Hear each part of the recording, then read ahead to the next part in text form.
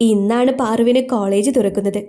ഇന്നലെ രമ്യേച്ചി തന്നുവിട്ട വർക്കിൽ കുറച്ച് ചെയ്തിട്ടാണ് കിടന്നത്. അതുകൊണ്ട് തന്നെ എഴുന്നേറ്റപ്പോൾ 6:30 കഴിഞ്ഞു. പിന്നെ വേഗം പോയി കുളിച്ചു വന്നു. അമ്മുവിനെ നോക്കിയപ്പോൾ നല്ല ഉറക്കത്തിലാണ്. ഇന്നലെ കുറച്ചു നേരം തന്നോടൊപ്പം ഇരുന്ന് വാ നിറയെ സംസാരിച്ചു. പിന്നെ തീരെ പറ്റാതെ ആയപ്പോഴാണ് കിടന്നത്. പാറു അമ്മുവിനെ നോക്കി പുഞ്ചിരിയോടെ ആലോചിച്ചിട്ട് പതിയെ അവളുടെ അടുത്തേക്ക് നടന്നു. അമ്മു, അമ്മൂസേ. 2 തവണ വിളിച്ചിട്ടും എഴുന്നേൽക്കാത്തത് കൊണ്ട് പതിയെ അവളുടെ ദേഹത്ത് തട്ടി വിളിച്ചു. ഉറക്കം തീരാത്തത് കൊണ്ട് തന്നെ വളരെ കഷ്ടപ്പെട്ടാണ് അമ്മു കണ്ണുകൾ വലിച്ചു തുറന്നത്. Good morning പാറുമാ. ഉറക്കച്ചുവയോടെയുള്ള അവളുടെ സംസാരം കേട്ടതും പാറു ഒന്ന് ചിരിച്ചു. എഴുന്നേൽക്കമ്മു, പോവണ്ടേ? സമയായോ? 7:15 കഴിഞ്ഞു. ഫസ്റ്റ് ഡേ അല്ലേ, നമുക്ക് കുറച്ച് നേരത്തെ പോകാം. പതിഞ്ഞ ശബ്ദത്തിൽ പാറു പറഞ്ഞു. അയ്യോ, നേരാണല്ലോ, ഞാൻ മറന്നു. ഷോ, ഇനി എപ്പോഴാ? നിനക്കെന്നെ കുറച്ചുകൂടി നേരത്തെ വിളിക്കാമായിരുന്നില്ലേ പാറു? ടൈമുണ്ട്, പതിയെ മതി. ഏയ്, എനിക്ക് ഒരുങ്ങാൻ സമയമില്ലാതെ പോകും. അല്ലെങ്കിൽ ഇന്ന് കുളിക്കണ്ടാലേ? ആരറിയാൻ പോകുന്നു? താടിയിൽ ചൂണ്ടുവിരൽ കുത്തി ആലോചനയിൽ പറയുന്നവളെ കണ്ടതും പാറുവിൻ്റെ കണ്ണ് മിഴിഞ്ഞു. അയ്യേ, പോയി കുളിക്കമ്മു. അത് വേണോടി? ചുണ്ട് പിളർത്തിക്കൊണ്ട് ചോദിക്കുന്ന അമ്മുവിനെ കണ്ടതും പാറു ഒരു ചിരിയോടെ തലയാട്ടി. 2 പേരും കോളേജിലേക്ക് പോകാൻ റെഡിയായി. താഴെ പോയി ഫുഡൊക്കെ കഴിച്ച് വന്നതിന് ശേഷമാണ് റെഡിയായത്. ഇവിടെ ഞങ്ങളുടെ സീനിയേഴ്സ് കുറച്ചേ ഉള്ളൂ. മിക്കവരും പുറത്ത് റെൻറ്റിന് താമസിക്കുന്നവരാണ്. ഹോസ്റ്റലിൽ കൂടുതലും ഡിഗ്രി ബാച്ചാണുള്ളത്. അതുകൊണ്ട് തന്നെ ഇവിടെ റാങ്കിങ് ഒന്നുമില്ല. പിന്നെ ഇവിടുത്തെ ഫുഡിൻ്റെ കാര്യം പറയണ്ടല്ലോ. അതുകൊണ്ട് തന്നെ അമ്മ വളരെ ബുദ്ധിമുട്ടിയാണ് കഴിച്ചത്. പാറുവിന് പിന്നെ ഇതൊന്നും കുഴപ്പമില്ല എന്ന മട്ടാണ്. അമ്മ ഒരു ബ്ലാക്ക് ജീനും യെല്ലോ കളർ ടോപ്പുമാണ് ധരിച്ചത്. മുഖത്ത് മിനി മേക്കപ്പ് ഒക്കെ ചെയ്ത് ചുണ്ടിൽ ഒരു ന്യൂഡ് ഷെയ്ഡ് ലിപ്സ്റ്റിക്കും ഇട്ട് മുടി ഒരു മെസ്സി ബൺ ചെയ്തും അവിടെ ഒരുക്കം കഴിഞ്ഞു. പാറു ഒരു യെല്ലോയിൽ വൈറ്റ് ത്രെഡ് വർക്കുള്ള സൽവാറുമാണ് ധരിച്ചത്. ദുപ്പട്ട 1 സൈഡായി പിൻ ചെയ്ത ശേഷം മുടിമെടഞ്ഞ് മുന്നിലേക്കിട്ടു. കണ്ണിൽ കരിയും എഴുതി ഒരു കറുത്ത പൊട്ടുകൂടി തൊട്ടതും അവളുടെ ഒരുക്കവും കഴിഞ്ഞു. ഒരുങ്ങി വന്ന അമ്മുവിനെ കണ്ടതും പാറുവിൻ്റെ കണ്ണുകൾ വിടർന്നു. നല്ല ഭംഗിയുണ്ട് കേട്ടോ അമ്മുവിനെ കാണാൻ, പാറു ചെറു ചിരിയോടെ പറഞ്ഞു. അയ്യോ, മാറിപ്പോയി, ഞാൻ വേണ്ട ഇത് പറയാൻ? അമ്മു പറഞ്ഞതും പാറു അവളെ സംശയത്തോടെ നോക്കി. ഈ കഥകളിലൊക്കെ കേട്ടിട്ടില്ലേ, നാടൻ വേഷത്തിൽ വരുന്ന നായികയെ കണ്ട് മോഡേൺ ഡ്രസ് ധരിച്ച പെൺകുട്ടി അവളെ പുകഴ്ത്തി പറയുന്നത്? അമ്മു മാരകമായ എക്സ്പ്രഷനൊക്കെ ഇട്ട് പറയുന്നത് കേട്ടതും പാറുവിന് ചിരിയാണ് വന്നത്. നീ ചിരിക്കൊന്നും വേണ്ട, അവർ പറയുന്നതും വെറുതെയല്ല. നീ ഇങ്ങനെ സിമ്പിളായി വന്നിട്ടും എന്ത് ഭംഗിയാ. നമുക്ക് ഇറങ്ങിയാലോ? അമ്മു പറഞ്ഞപ്പോൾ പാറു ചെറുചിരിയോടെ അവളോട് തിരക്കി. വാ. അമ്മു പാറുവിൻ്റെ കൈയും പിടിച്ച് പുറത്തേക്ക് നടന്നു. കോളേജ് ഗേറ്റിന് മുന്നിലെത്തിയതും ഇരുവരുടെയും ഹൃദയമിടിപ്പ് കൂടി. എന്തിനെന്നറിയാതെ. ആ മതിൽക്കെട്ടിനുള്ളിൽ തലയെടുപ്പോടെ നിൽക്കുന്ന ബിൽഡിംഗ് കണ്ട് അവരുടെ കണ്ണ് വിടർന്നു. അവർ PG ബ്ലോക്കിലേക്ക് നടന്നു. അമ്മു, ഇവിടെ റാങ്കിങ് ഉണ്ടോ? ചെറിയ ഭയത്തോടെയുള്ള പാറുവിൻ്റെ ചോദ്യം കേട്ടതും അമ്മു ചിരിച്ചു. ഞാൻ ഈ കോളേജിൽ തന്നെ വന്നു ചേരാനുള്ള കാരണം എന്താണെന്ന് അറിയോ നിനക്ക്? ഒരു കള്ളച്ചിരിയോടെ അമ്മ ചോദിക്കുമ്പോൾ പാറു ഇല്ല എന്ന രീതിയിൽ തലയാട്ടി. അതിന് ഒന്നല്ല 3 കാരണങ്ങളുണ്ട്. ഒന്നാമത്തെ കാരണം, എനിക്കൊരു കസിനുണ്ട്, അമ്മയുടെ ബന്ധത്തിലുള്ളതാണ്. അവള് ഇവിടെയാണ് PG ചെയ്തത്, കഴിഞ്ഞ ബാച്ച്. അവളുടെ വായിൽ നിന്നും ഈ കോളേജിനെ പറ്റി കേട്ട അറിവ്. അവൾ കഴിഞ്ഞ 2 വർഷം ആടി തിമിർത്താണ് ഇവിടെ നിന്നും ഇറങ്ങിയത്. അപ്പോൾ എനിക്കും ഒരു ത്വര ഇവിടെ പഠിക്കാൻ. പിന്നെ രണ്ടാമത്തേത്, ഇവിടെ റാഗിങ് ഇല്ല എന്ന കേട്ടറിവ്. പിന്നെ ഇതിലെല്ലാത്തിനും പുറമെ ഇവിടെ നല്ല സൂപ്പർ ചെക്കന്മാരുണ്ടെന്ന്. അമ്മ ഇളിച്ചുകൊണ്ട് പറയുന്നത് കേട്ടതും പാറു അവളെ കൂർപ്പിച്ചു നോക്കി. ആടി സത്യം, ഇവിടെ നമ്മുടെ സീനിയറായ ഒരു ചെക്കനുണ്ട്, സൂപ്പർ ഹോട്ട് ആൻഡ് ഹാൻസം. ഇങ്ങനെ എൻ്റെ കസിൻ അങ്ങേരെക്കുറിച്ച് പറഞ്ഞത്. അവൾ വരെ അങ്ങനെ പറഞ്ഞെങ്കിൽ ആള് നിസ്സാരക്കാരനായിരിക്കില്ല. കാരണം അവൾക്ക് ബോയ്സിനെ നല്ല പിടുത്തമല്ല. അവളൊരു ഫെമിനിറ്റി ടൈപ്പാണ്. അവൾ പറഞ്ഞ അറിവ് വെച്ചാണെങ്കിൽ ആൾക്ക് ഏകദേശം 25 വയസ്സെങ്കിലും കാണും. അതെന്താ ഇത്ര വൈകി PG ചെയ്യുന്നത്? പാറു സംശയത്തോടെ ചോദിച്ചു. അതറിയില്ല, അങ്ങേര് പഠിച്ച സമയത്ത് കോളേജ് ലൈഫ് എൻജോയ് ചെയ്യാൻ പറ്റിയില്ലെന്ന്, അതുകൊണ്ട് വീണ്ടും പഠിക്കുന്നതാണെന്നൊക്കെയാ പറയുന്നത്. പിന്നെ ആകെ ഒരു നെഗറ്റീവ് എന്ന് പറയാനുള്ളത്, അങ്ങേര് പെൺകുട്ടികളെ അങ്ങനെ നോക്കാറില്ല. ആളിത്തിരി കലിപ്പനാണെന്നാ കേട്ടത്. എന്തായാലും ഒന്ന് ട്രൈ ചെയ്യാം, കിട്ടിയാൽ ഊട്ടി, ഇല്ലെങ്കിൽ ചട്ടി. ഒരു നെടുവീർപ്പോടെ പറയുന്നവളെ കണ്ടതും പാറു ചിരിച്ചുപോയി. എൻ്റെ അമ്മു, നീ ഇത്ര ഭയങ്കരിയാണെന്ന് അറിഞ്ഞില്ല കേട്ടോ, പാറു ചിരിയോടെ പറഞ്ഞു. പോടി, ഇതൊക്കെ ഒരു കലയല്ലേ. അതുമല്ല, ഇപ്പോൾ ലൈഫ് എൻജോയ് ചെയ്തില്ലെങ്കിൽ പിന്നെ എപ്പോൾ ചെയ്യാനാ? അമ്മു പറയുന്നത് കേട്ടതും പാറുന്ന് ചിരിച്ചതേയുള്ളൂ. ഞാൻ ഇത്രയൊക്കെ പറഞ്ഞിട്ടും നീ ആ റയർ പീസിന്റെ പേര് തിരക്കിയില്ലല്ലോ. ദൈവിക് ദൈവിക് കാശിനാഥ് അയ്യർ. പേരിന് തന്നെ എന്ത് പവറാണല്ലേ. അമ്മു വാ നിറയെ പറയുന്നുണ്ടായിരുന്നു. പക്ഷേ പാറുവിൻ്റെ മനസ്സ് അവിടെയെങ്ങുമല്ലാതെ പാറി നടന്നു. കാശി. അവളുടെ നാവ് ഉരുവിട്ടുകൊണ്ടിരുന്നു. ഓരോ വട്ടം അത് മൊഴിയുമ്പോഴും തൻ്റെ ഹൃദയത്തിലേക്ക് എന്തോ വന്നിടിക്കും പോലെ തോന്നി. ശരീരം ആകെ പടർന്നു കയറുന്ന അനുഭൂതി അവളിൽ എന്തിനെന്നറിയാതെ ആനന്ദം നിറച്ചു. കണ്ണുകൾ വലിച്ചു തുറന്ന് അവൻ ബെഡിൽ നിന്നും ചാടി എഴുന്നേറ്റു. ഇപ്പോഴും ആ നനുത്ത സ്വരം കാതിൽ പതിയുന്നത് പോലെ തോന്നി അവന്. ആരാണത്? എന്താണ് എന്താണ് തനിക്ക് സംഭവിക്കുന്നത്? അവൻ വലത് കൈ ഉയർത്തി ദ്രുതഗതിയിൽ മിടിക്കുന്ന തൻ്റെ ഹൃദയത്തോട് ചേർത്ത് വെച്ചു. പതിയെ അവൻ്റെ മിഴികൾ അടഞ്ഞു. കാശി. വീണ്ടും ആ സ്വരം കാതിൽ പതിഞ്ഞതും അവൻ്റെ അധരങ്ങൾ അഴകോടെ വിരിഞ്ഞു. തങ്ങളിൽ ഉടലെടുക്കുന്ന ആ പുതുവികാരങ്ങൾ എന്തെന്നറിയാതെ ആ ഇരു ഹൃദയങ്ങളും ഉഴറി. കോളേജിലേക്ക് പോകാൻ റെഡിയാകുമ്പോൾ ദേവിൻ്റെ മനസ്സ് പതിവില്ലാത്ത വിധം തുടിക്കുന്നുണ്ടായിരുന്നു. തന്നെ കാത്ത് തനിക്ക് പ്രിയമായതെന്തോ അവിടെയുണ്ടെന്ന് മനസ്സിലിരുന്ന് ആരോ പറയും പോലെ. കോളേജിലേക്ക് പോകാൻ റെഡിയായ ശേഷം പതിവില്ലാതെ അവൻ മിററിന് മുന്നിൽ വന്ന് എല്ലാം ഓക്കെ അല്ലേ എന്ന് നോക്കി. തൻ്റെ ചെയ്തികളിൽ അവന് തന്നെ അത്ഭുതം തോന്നുന്നുണ്ട്. യാ, ഇറ്റ്സ് പെർഫെക്റ്റ്. തൻ്റെ രൂപം നോക്കിയ ശേഷം അവൻ്റെ അധരങ്ങൾ മുഴഞ്ഞു. തൻ്റെ ബൈക്കിൻ്റെ കീയും എടുത്ത് പുറത്തേക്കിറങ്ങുമ്പോൾ എത്രയും പെട്ടെന്ന് കോളേജിൽ എത്തണമെന്ന ഒരു ചിന്ത മാത്രമേ അവനുണ്ടായിരുന്നുള്ളൂ. ഷോ, എന്നാലും ഇന്ന് അവനെ കാണാതിരുന്നിട്ട് എന്തോ പോലെ. തൻ്റെ കൂടെയുള്ളവൾ പറയുന്നത് കേട്ടതും സാന്ദ്ര അവളെയൊന്ന് നോക്കി. എന്തിനാ കണ്ടിട്ട്? അവൻ്റെ ഒരു നോട്ടം പോലും നിനക്ക് കിട്ടില്ല. നിനക്കെന്നല്ല, അവൻ ഒരുത്തിയെയും നോക്കാൻ പോകുന്നില്ല. അവന് അവൻ്റെ ഗ്യാങ്ങിലുള്ളവരെ അല്ലാതെ നമ്മളെ ഒന്നും അറിയത്തുപോലുമില്ല. ഒരു വിയേർഡ് നാച്ചുറാണ് അവൻ്റെ. അതൊക്കെ ശരിയാണ് സന്തു, പക്ഷേ എനിക്കവനെ ഭയങ്കര ഇഷ്ടാടി. എൻ്റെ പൊന്നഞ്ചു, ഒന്ന് പതിയെ പറ. ദൈവത്തെ ഓർത്ത് തല്ല് വാങ്ങി തരരുത്. ആ റിയെ എങ്ങാനും കേട്ടോണ്ട് വന്നാ പിന്നെ അത് മതി.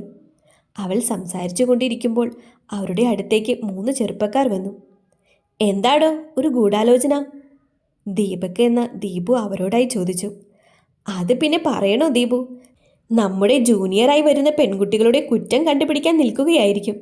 കൂട്ടത്തിലെ തന്നെ കോമഡി പീസായ നിരഞ്ജൻ എന്ന് നിച്ചു പറഞ്ഞു. അപ്പോഴും സന്തുവിൻ്റെ കണ്ണുകൾ എല്ലാം ഒരു ചിരിയോടെ കേട്ട് നിൽക്കുന്ന ജിഷ്ണുവിൻ്റെ മുഖത്തായിരുന്നു. സാന്ദ്രയുടെ മൗനപ്രണയമാണ് ജിഷ്ണു നരേന്ദ്രൻ എന്ന അവരുടെ ജിച്ചൻ. പോടോ, ഞാനെൻ്റെ ദേവിനെ നോക്കി നിന്നതാ. മോളെ അഞ്ജനെ, എന്തിനാ ആകാശത്തു കൂടി പോണ പണി ഏണി വെച്ച് കയറി വാങ്ങുന്നത്? ഈ കോളേജിലെ എല്ലാവർക്കും അറിയാം അവൻ റിയയുടെ പ്രണയമാണെന്ന്. അവളാണെങ്കിൽ അഹങ്കാരത്തിന് കയ്യും കാലും വെച്ച സാധനം. പോരാത്തതിന് അച്ഛൻ MLA ആണെന്ന ഹുങ്ക്. നിച്ചു പറഞ്ഞത് നേരെ അഞ്ചു. വെറുതെ അവളുടെ ശത്രുത വാങ്ങി വെക്കണോ? എടാ, അതിന് അവൾക്ക് ഇഷ്ടമുള്ള കാര്യം അവന് അറിയത്തുപോലുമില്ല. അപ്പോൾ എനിക്കൊരു സ്കോപ്പില്ലേ?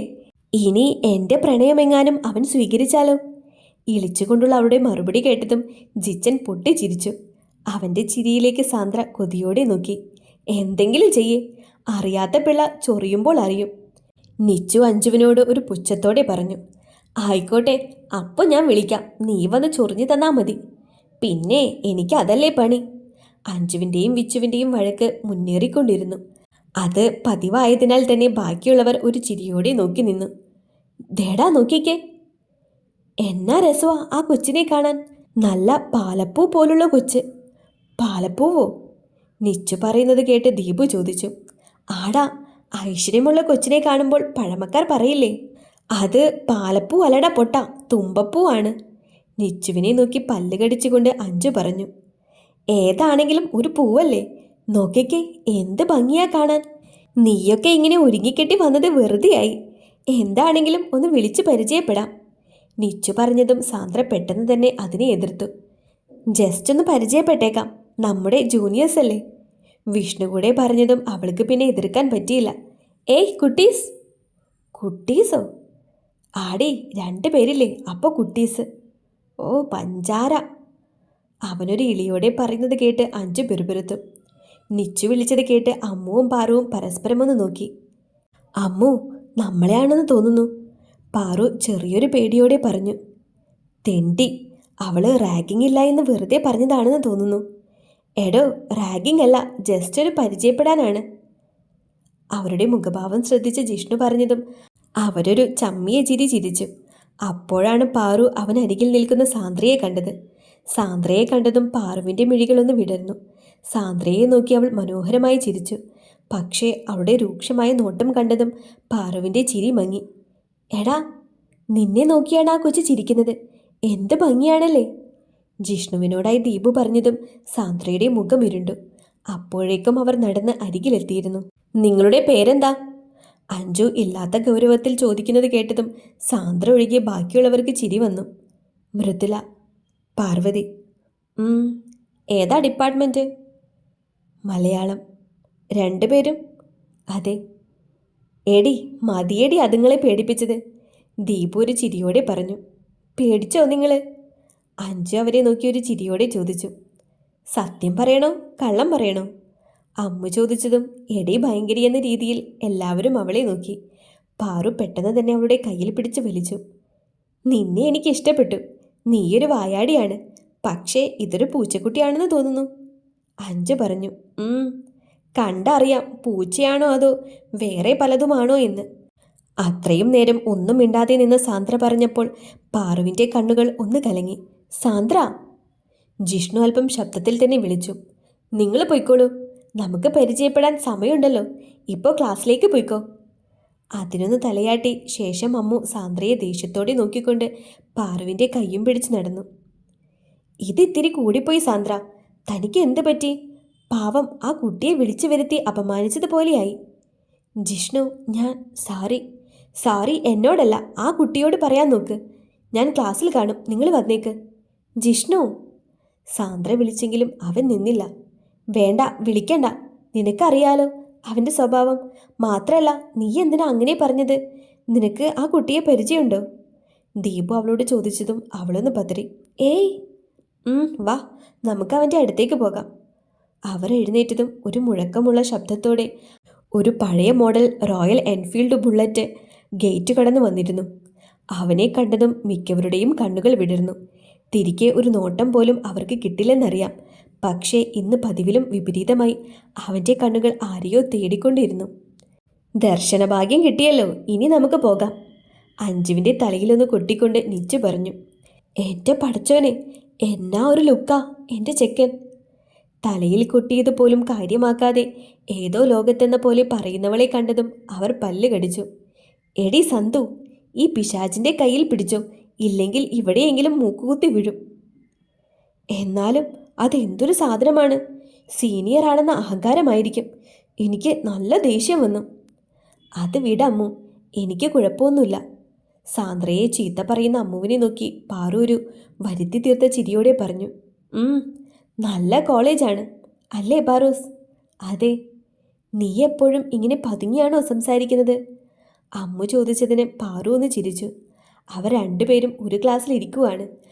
കോളേജ് മുഴുവനും കണ്ടതിൻ്റെ ക്ഷീണം മാറട്ടെ എന്ന് പറഞ്ഞിരുത്തിയതാണ് അമ്മു പാറുവിനെ. പാറു, ഒരു പാട്ടുപാടി താടി. അമ്മു കൊഞ്ചലോട് കൂടി ചോദിച്ചപ്പോൾ പാറു ഒന്ന് ഞെട്ടി. നിനക്ക് ഞാൻ പാടുമെന്ന് എങ്ങനെ മനസ്സിലായി? അതാണ് മൃദുല, നീ പാട് പ്ലീസ്. കോളേജിന് സൈഡിലായി ദേവ് ഉൾപ്പെടെയുള്ള കുറച്ച് പേർ മാത്രം വണ്ടി പാർക്ക് ചെയ്യുന്ന സ്ഥലമുണ്ട്. അവിടെ ബുള്ളറ്റ് പാർക്ക് ചെയ്ത ശേഷം അവൻ നടന്നുകൊണ്ട് ഫോണെടുത്ത് ആരെയോ വിളിച്ചു. അയ്യോ. കോൾ അറ്റൻഡ് ചെയ്തതും ദേവ് ചോദിച്ചു. മറുപുറത്ത് നിന്ന് എന്തോ പറഞ്ഞതും അവൻ ഓക്കെ എന്ന് പറഞ്ഞ് കോൾ കട്ട് ചെയ്തു. സ്റ്റെയറിൻ്റെ അവിടെ നിന്നും വലത്തേക്ക് തിരിഞ്ഞതും പെട്ടെന്ന് എന്തോ കേട്ടപ്പോൾ അവനൊന്ന് സ്റ്റെക്കായി. ഒരു ക്ലാസ് റൂമിന് മുന്നിലാണ് നിൽക്കുന്നത്. അവൻ വിൻഡോ സൈഡിലേക്ക് നടന്നു. ഹൃദയം പെരുമ്പറ മുഴങ്ങുന്നുണ്ട്. നല്ല പാറൂസല്ലേ? കൊഞ്ചലോടെയുള്ളൊരു ശബ്ദമാണ് അവൻ ആദ്യം കേട്ടത്. പക്ഷേ അവൾക്കുള്ള മറുപടിയായി വരുന്ന ശബ്ദം കേൾക്കാനാണ് അവൻ കൊതിച്ചത്. എന്തിനെന്നറിയാതെ. ശരി, പാടാം. ആ ശബ്ദം ഒരു നിമിഷം ഹൃദയത്തിൽ എന്തോ വന്ന് തറച്ച പോലെ തോന്നി. ഇതേ പതിഞ്ഞ ശബ്ദത്തിലുള്ള കാശി എന്ന വിളി അവൻ്റെ ചെവിയിൽ മുഴങ്ങിക്കേട്ടു. പക്ഷേ പെട്ടെന്ന് അവൻ്റെ കണ്ണുകൾ വിടർന്നു. അവളുടെ സ്വരം അത് തന്നിലെ ഓരോ കണികകളെയും തൊട്ടുണർത്തും പോലെ തോന്നി അവന്. എൻ ഹൃദയത്തിൻ ചന്ദനവാതിൽ നിനക്കായി മാത്രം തുറക്കാം ഞാൻ, നിനക്കായി മാത്രം തുറക്കാം ഞാൻ. നിൻമിഴിയാകും മധുപാത്രത്തിലെ, നിൻമിഴിയാകും മധുപാത്രത്തിലെ